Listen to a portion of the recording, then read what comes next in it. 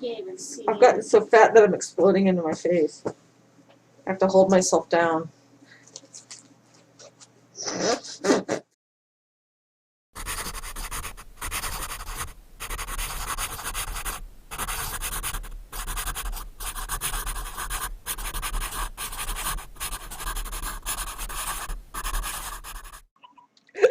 The reptilian has to do some quick searches on Google. The imaginary friend. Shadow people Of Mordor? for dummies. Oh. Wait. Darn. There is. Okay, first we have established there is no Shadow People for Dummies website. But a shadow person, according to Wikipedia, also known as a shadow figure, shadow being, or black mass. Now, is that not the scoop? They are a black mass. Is the perception of a passive shadow as a living humanoid figure, particularly as interpreted by believers in the supernatural as the presence of a malevolent entity. And that's why you always have one sock missing. The shadow people did it. And that's why it's always a black sock. Apparently they're like a worldwide phenomenon. Apparently sleep paralysis is being blamed for people seeing these things. Which means the one time I stood in my hallway and the shadow cat walked up to me, meowed, and turned into smoke and dispersed, that was sleep paralysis, even though I was wide awake. Coast to Coast AM helped spread it, apparently, which kind of, it says here, the Coast to Coast AM late night radio show helped popularize modern beliefs in shadow people. I do remember listening to them talk about the shadow people, and the one episode that I heard was they said that there's like a universe that's really close to ours, and that's how they can. It's like it's like fuzz. You need to be in the camera for Sorry, it's like it's like we're so close. We're kind of like. Okay, here's why I have a problem with we see shadow people, because we're so close to through the veil that we can see them through the veil to the other side. Okay, here's why I have a problem. Them motherfuckers eat nightmares for dinner! If you're on the other side of a dimension, what are you doing interacting with this other dimension if all you can do is see through the shadowy veil? No, they are here. They are here. They interact with us. You can, if one appears, you can actually see it with your own two eyes. You don't have to have some superpower training to see them, and they absolutely adore negativity. Now, I grew up calling them buglies, and because I didn't grow up calling them buglies, I first became aware of their existence around 2000, which is kind of funny because according to this, that's when Heidi Hollis published her book about them. Yeah, it's almost as if she published the book and they came into being, or maybe it was just she published the book, and I don't know. The troubles. It was part of the Troubles. It was the Troubles. The Troubles are doing it. But it was this humongous thing down the road with glowing red eyes at a camping trip. It was huge, and I decided they were buglies, and I just started calling them buglies from then on. And I never made the connection that these buglies were shadow people, because they're buglies. But Hollis describes them as dark silhouettes with human shapes and profiles that flicker in and out of peripheral vision. That would be the side vision for those of you who don't know. And claimed that people had reported the figures attempting to jump on their chest and choke them. She believes they can be repelled by invoking the name of Jesus.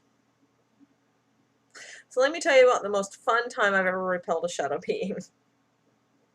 You can repel them by just not being dinner. I'm not kidding. See, I knew he had been hanging around the house a while. She can attest to that. The invisible friend here. I can attest to that. I've lived with her for, how long have I lived with you? 10 years? I can't remember. No, it's been a little under 10 years. But that's beside the point. I have seen the fuckers too in her house. But this particular bugly I had been telling you and Saren about, because remember, he was lurking around the house. It was It was in Louisiana. The one in Louisiana, the last time. The last time I'm talking about, like, what was it, like 6 months ago? This is when this happened, about 6 to 8 months ago. And he had been lurking around the house, and I knew he was there, but you know how I am. If you're not going to harm me, you can coexist and lurk in the corners all the hell you want. What are you going to do? You know? And he would do things like we would be, I would be on the computer, and he'd come up and stand behind me. And you'd see a flicker on the screen, too. So you can't tell me he wasn't, you know, in our dimension, because he was reacting with things in this dimension. And I've known from experience that Buglies are kind of funny. Like, the older they are and the stronger they are, the more better they are at getting their dinner, just like anything in the wild. And I do consider them to be a type of wild animal because, well, they're jerks. And but this one, I didn't really make the connection because I won't. Because not every shadow person, you know, not everything that appears as a black mass to you is going to be a shadow person. So it's like, okay, we have a ghost in the house. And I thought it was like somebody who had died in the house.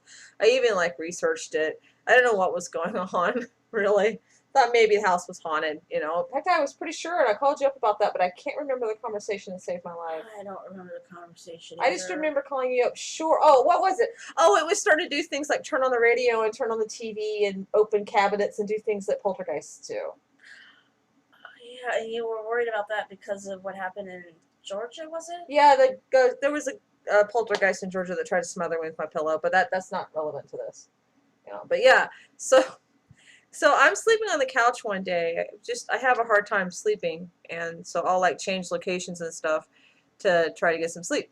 And I'm laying on the couch, and I have this really interesting nightmare. There was this woman, and she was tied up and hanging, and the whole set was empty, and all there was the girl. She must have been 20, the monster, and the set, this weird framework, the chute that he had her hanging on. And she was begging for her life. She was bawling and crying. And she's a blonde, short hair, kind of late 80s, early 90s cut. And this creature, it would chatter its teeth. And the teeth sounded like a typewriter. And it would chatter, and the sound caused her pain. And she would beg, please, stop, stop, stop, right?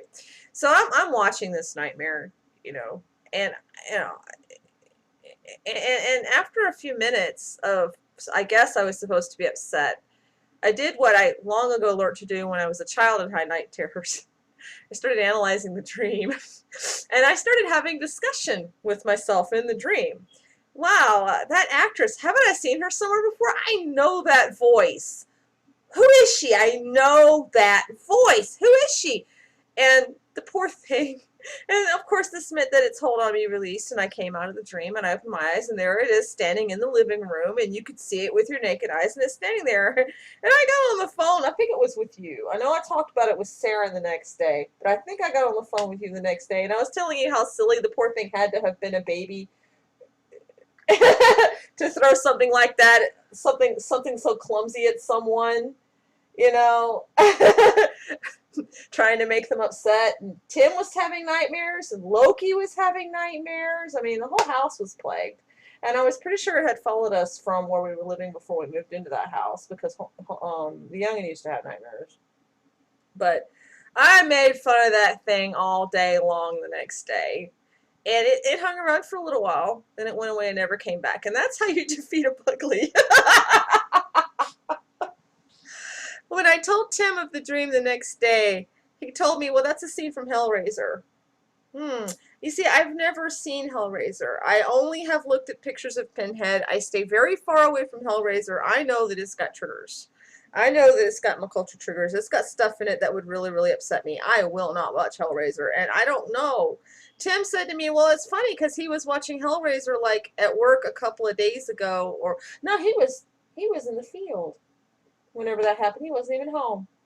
And he had been watching Hellraiser 2 days before and had been feeling bad.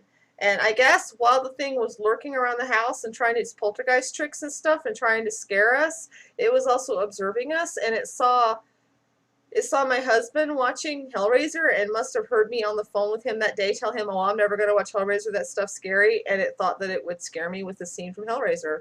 But all it did was get made fun of for 24 hours. I haven't been bothered by one of them since. I don't know. You know, and this is that I'm not a coward. Just freaking show me something like that in my nightmares. I have been frightened in my nightmares by the best, and some wet nap little diaper laden bugly's gonna come giving me a nightmare like that. Freaking still wet behind the ears, peeing on itself still. Not even potty trained. But that's my experience with Buglies, and I'm not saying that if I ever faced a larger one, I would be able to laugh it off. But they don't. When you've got that kind of attitude that I took that day, where it was really funny, and you basically laugh in the face of death, which I'm told is something that my people do. An anthropologist actually told me this. But when you laugh in the face of death, they don't like that. It's not food for them, and they go away. So you got to wonder, maybe there's a basis to the attitude of laughing in the face of death.